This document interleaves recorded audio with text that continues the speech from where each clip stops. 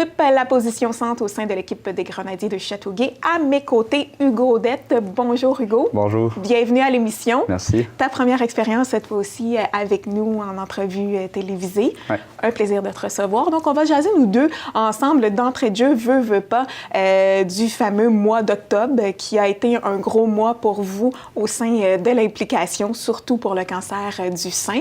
Donc, on voit d'entrée de jeu que tu es allé te raser les cheveux. Semble-t-il que c'est toi qui as eu l'initiative, en plus, d'y aller en premier. Donc, pourquoi, pour toi, c'est important de souligner ce geste et d'y aller de l'avant et d'être le premier à le faire? Pour moi, le cancer du sein, c'est très important. Mm-hmm. Il y a beaucoup de monde dans le monde qui sont atteints du cancer du sein, dont quelques personnes dans ma famille qui ont été atteintes. Aussi. Et aussi des amis.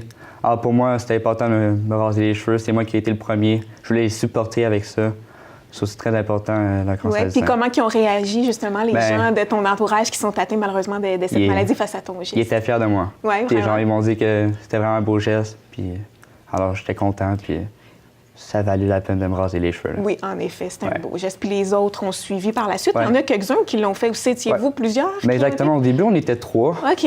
Puis après ça, vu que les gars, ils ont vu qu'on était 3 qui le fait, alors on était 6 à la fin. Ah, bien quand même. Là, c'est un bon geste. Puis demain, à soir, notre capitaine devrait les raser aussi. Alors là, on devrait être 7 avec les cheveux OK, donc ça se poursuit. Puis même, je pense, j'ai entendu dire qu'au niveau de l'administration, il y allait peut-être avoir certaines personnes qui allaient embarquer aussi. Ouais, les coachs aussi vont se raser les cheveux. On avait l'objectif de 15 000 OK. Et on l'a atteint. Alors à 15 000, ils se rasaient les cheveux. OK. Alors on l'a atteint. Là, maintenant, on est rendu à 17 000.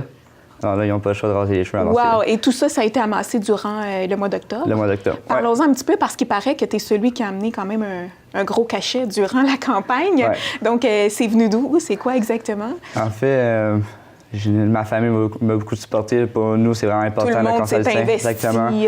Puis moi, j'avais dit à 1000 $, je me rasais les cheveux. Après une journée, j'étais déjà rendu à 1000 $. Ah, t'es sérieux? Ouais, OK. après une journée. Ça n'a pas été long. Ça n'a pas été long. Alors, j'étais obligé de me raser les cheveux. Puis c'est quoi que tu as fait? T'es du porte-à-porte? T'es allé voir des commerces? On n'a rien dit. On a juste partagé sur Facebook l'affaire.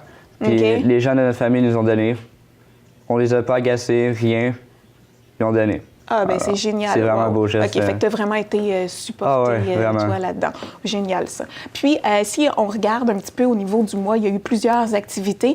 C'était quoi que toi et tous les autres joueurs, vous deviez faire comme implication pour aller chercher justement ces sous-là? Bon, tu me disais que toi, tu as profité de la visibilité sur Facebook, mais j'imagine que tout au long du mois, avec les matchs et tout ça, il y avait plusieurs événements qui étaient en cause pour vous amener des Il y a eu fonds. le match en rose la semaine passée. C'était la semaine passée? Oui, le dimanche passé. On a amassé de l'argent là aussi. Ça, c'était quoi exactement? Comment que ça se passe, ce match-là? En fait, le match en rose, on porte un chandail en rose. OK, c'est ça, c'est c'est... Voilà. C'est vraiment le fun. Oui. Puis il y avait beaucoup de monde. Oui, c'est ce que j'allais te demander. Oui, vraiment beaucoup de monde. Il y avait 800 personnes à peu près. Wow, génial. Alors avec ça aussi, on a amassé d'argent. OK. Ça, c'est vraiment le fun. Oh, super. Puis là, Noël s'en vient, hein, veut pas, on doit déjà y penser, ça va aller assez vite. Qu'est-ce qui s'en vient pour l'équipe d'ici ce mois-là, de décembre? Bien, en fait, cette semaine, on s'en va à Amos, notre premier voyage en équipe. OK. Premier départ? Premier départ. Premier long voyage. La semaine prochaine, on a le match militaire aussi, le samedi prochain. Parfait. Alors, une autre implication dans la communauté avant le temps des fêtes. Exactement. Puis j'imagine qu'il y en aura d'autres aussi. Sûrement. Oui. Donc, si on parle un petit peu de toi, là, on a parlé de tout ce qui s'est passé. Parle-moi un petit peu de ton parcours au niveau du hockey, de ton expérience et tout ça. En fait, moi, j'ai commencé à 3 ans au hockey. Ah, OK. Oui, j'ai commencé jeune. Puis depuis, j'ai commencé, j'adorais le hockey comme ça, alors je veux toujours continuer. Puis cette année, c'est ma première année Midget 3A. Alors je suis vraiment content de l'avoir faite. Puis l'année passée, je venais de Montréal, moi. Alors j'étais un petit nouveau dans cette équipe-là. Donc, là, tu t'es installé à Châteauguay et tout cela. Ouais, ça se passe bien pour toi. La famille t'a suivi? Oui. Wow, OK. Ouais, c'était une décision de famille. Puis on aime vraiment ça, on ne regrette pas notre choix. C'est sûr qu'on s'ennuie un peu de Montréal, mais vous n'êtes pas trop loin, malgré qu'avec les travaux, c'est un petit peu plus loin des fois. Mais exact. On adore ça. Oui, ça se passe bien. Ben oui. Vous êtes bien. Oui. Ah, ben, génial, c'est le fun d'entendre. Puis au niveau des études et le hockey, ça se passe comment pour toi? Trouves-tu que c'est beaucoup ou tu arrives à bien gérer tout ça? Ben, pour vrai, moi, j'aime vraiment ça. Parce que l'année passée, je n'étais pas en école sport-études. OK. Mais là, cette année, c'était nouveau pour moi. Puis j'ai rien à dire, c'est vraiment le fun. J'ai beaucoup plus de temps pour mes études, je fais mes devoirs. Alors, j'ai rien à dire, c'est parfait pour moi. Au niveau de la glace, les études, justement, y a-t-il des choses que tu as remarquées que, bon, il va falloir que je travaille un petit peu plus là-dessus, certains ajustements à faire, parce que veux pas, ça t'en fait beaucoup, tout ça est nouveau, Ouais. à peine 2 mois, là.